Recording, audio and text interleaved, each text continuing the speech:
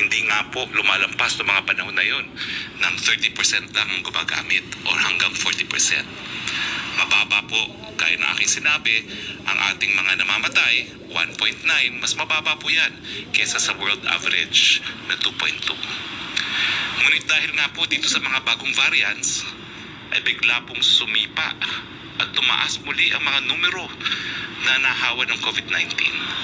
At naging kritikal ang kapasidad ng ating mga ospital, lalong-lalo na po sa Metro Manila.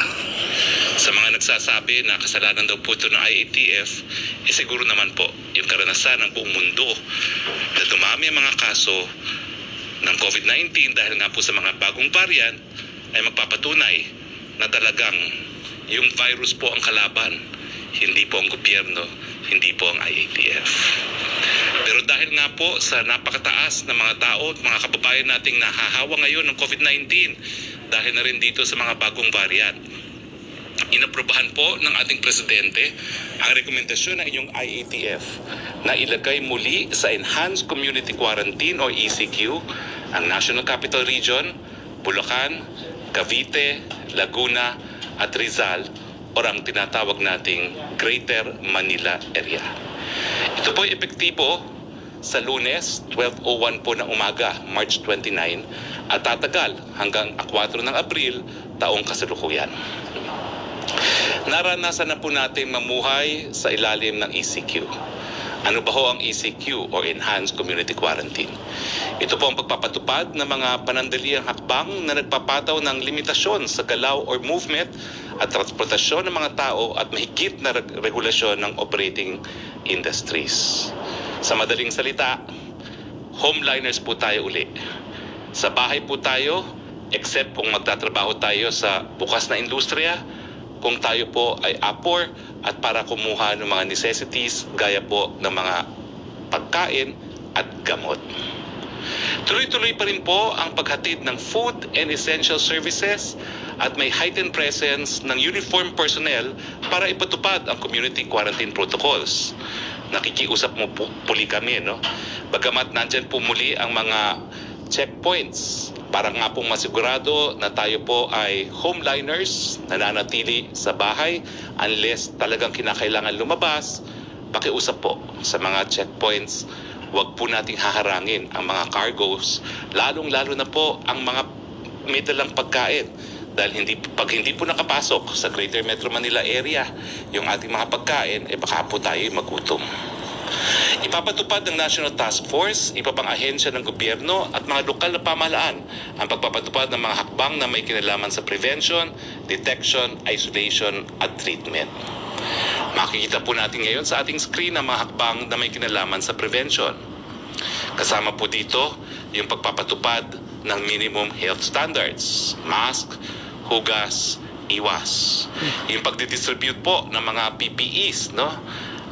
At yung pagre-retrofit po ng mga workplaces, establishment and public spaces to ensure adequate ventilation and compliance to engineering and administrative controls developed by the DTI and DOLE. Pagdating naman po sa detection, no? Mag-i-establish po kami tayo ng mga Daravi-like centers at the community na maghahanap po ng mga suspect cases, ititrace sila, i-contact trace at i-isolate. Magbabahay-bahay po tayo na maghahanap ng mga taong meron po mga simptomas. Sisiguraduhin po natin na ang ating mga lokal na pamahalaan ay mag-isolate hindi lang po ng mga pasutibo, kundi mga suspect at merong mga close contact, no? At talaga pong paiintingin natin ang testing, contact tracing within 24 hours of detention. Kasi pag hindi po natin tinest at hindi natin in-isolate within 24 hours, baka nga po makapaghawa pa bago sila ma-isolate. At kinakailangan nga po 95% of close contacts must be traced and isolated, quarantine within 24 hours of case notification. Mamaya po sasabihin ko sa inyo na bukod pa sa PCR, kukuha na po tayo ng hindi baba sa 500,000 na antigen test kits para po manatiling napakataas ng ating mga numero na natetest. Dahil sa pamamagitan lang po ng testing na malalaman natin kung sino ang merong sakit at kung sino ang dapat na i-isolate. Kasama rin po sa mga hakbang na gagawin natin ang parallel implementation at pagpapaingting ng vaccination efforts sa high burden area. Kasama na po dyan ang Metro Manila, Laguna, Cavite, Rizal at Bulacan, at kasama na rin po dyan ang Cebu City at ang Davao City. Inatasan din ng National Task Force na mag-set ng indicators at weekly targets.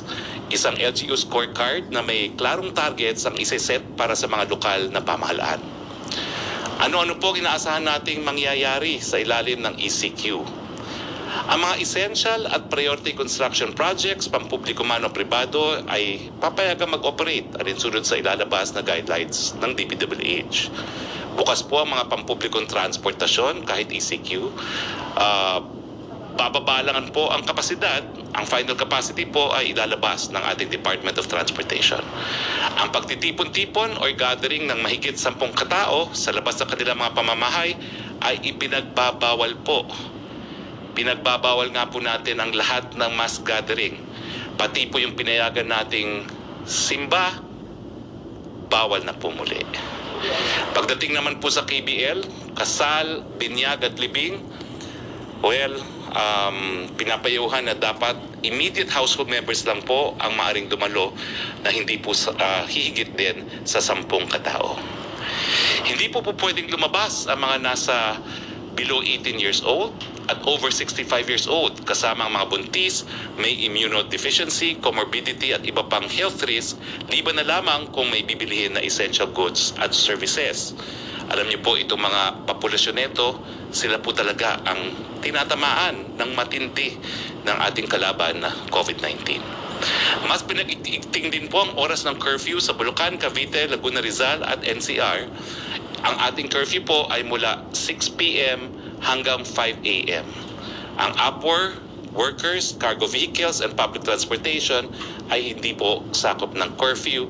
Magdala lang po ng ID para magpapatunay kung bakit kayo kinakailangan lumabas na inyong mga pamamahay. Pinapaalala din natin na hindi kinakailangan ang travel pass. Samantala, mananatiling bukas ang ating mga malls para sa mga essential stores gaya ng groceries, pharmacies, and hardware stores. Ang mga restaurant ay pinahintulutang magbukas para sa take-out and delivery. Kahit ano na pong dine-in, miski al fresco, hindi na po pwede. Tingnan po natin ang mga industriya na bukas at hindi bukas sa ating infographics. Ang mga bukas po, public and private hospitals, health and emergency and frontline services, manufacturers of medicines, medical supplies, devices and equipment, agriculture, forestry and fishery and their workers including farmers, ARBs, fisher folks, and agri-fishery stores. Importante po ito dito sa mga karatig probinsya ng Metro Manila. Delivery and courier services, transporting food, medicine, or other essential goods. Para naman po sa mga 50% operational capacity, ito po yung mga private establishments na nagbibigay po ng essential goods and services. Media establishments and their total permanent staff complement, at saka yung mga workers po accredited by the Department of Transportation.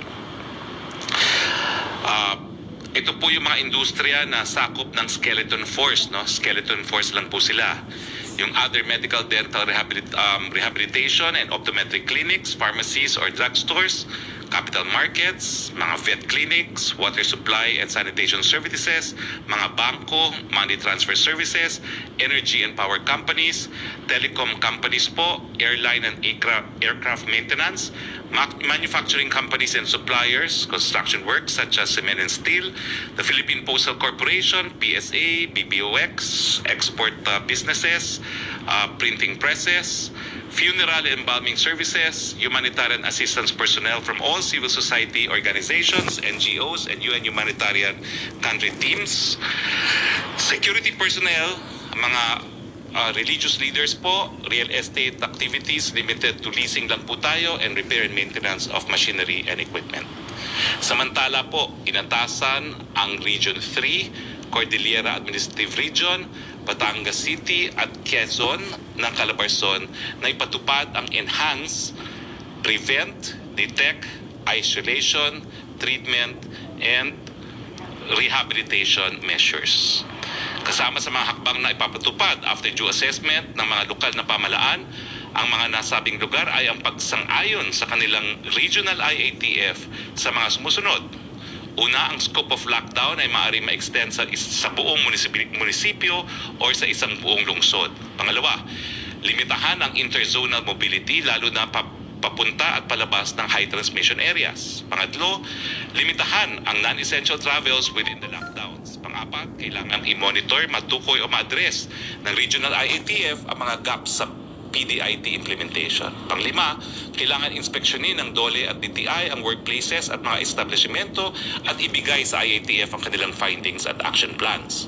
Pang-anim, pabilisin ang pagbabakuna ng priority groups. Inadapt din ng inyong IATF ang mga sumusunod na policy directions na may kinalaman naman po sa National Vaccination Program. Una, i-maximize na po ang master listing at pagbabakuna ng Priority Group A1, yung ating mga workers sa frontline health services, kabilang ang mga hindi nakabase sa health facilities pero nagpo-provide ng COVID-19 case management from womb to tomb. Yung pag-i-screen ng mga border at points of entry or management ng COVID-19 specimens. Pangalawa, papatupad na po natin ang sabay na pagbabakuna ng mga priority group A1, yung mga health workers natin, hanggang sa susunod na priority groups ay pinapayagang hanggang priority group A2, yung ating mga seniors, at priority group A3, yung mga meron pong comorbidities sa substitution list. So yung sa substitution list na po natin, dapat gamitin na yung mga A2 at A3. Pangatlo, simultaneous vaccination na susunod sa priority groups. Kung ang mga supply mula multi-party agreements ay dumating na, ay ida-adapt po natin in principle. Inatasan ng Department of Health ang vaccine cluster na gumawa ng operational guidelines na iendorso ng Interim National Immunization Technical Advisory Group or INITAG. Pang-apat at panghuli, ang pagpapatupad ng vaccination program ay kailangan na coordinate sa pakikipagtulungan ng uniformed personnel, pribadong sektor at suporta ng iba't ibang ehensya ng national government agencies para maisagawa ang pagbabawas ng on-site processes dahil sa pagkukumpleto ng dokumentasyon at screening processes bago ang mismong araw ng pagbabakuna. Ang pag-designate at paggamit ng mas malaking vaccination sites kung kinakailangan habang sinusunod ang pinapayagang capacities, ang pag-obserba ng minimum public health standards tulad ng physical distancing, ang pagbibigay ng admin function sa non-healthcare workers para mabawasan ang trabaho ng healthcare workers at mismong araw ng pagbabakuna. Pag-maximize ng business processes para mapaingting ang vaccination program, kasama na rito ang marketing, managing manpower at paggamit ng ICT solutions at pagtiyak ng tuloy-tuloy ang pagbabakuna kahit holidays. Huwag po tayong mawawalan ng loob. Tinitiyak po natin na handa ang gobyerno at tutulungan po namin kayo. Ang inyong pamahalaan nagtatrabaho at nagsusumikap na mapabuti ang kasalukuyang sitwasyon. Babangon tayo para sa isang magandang bukas. Magandang gabi po.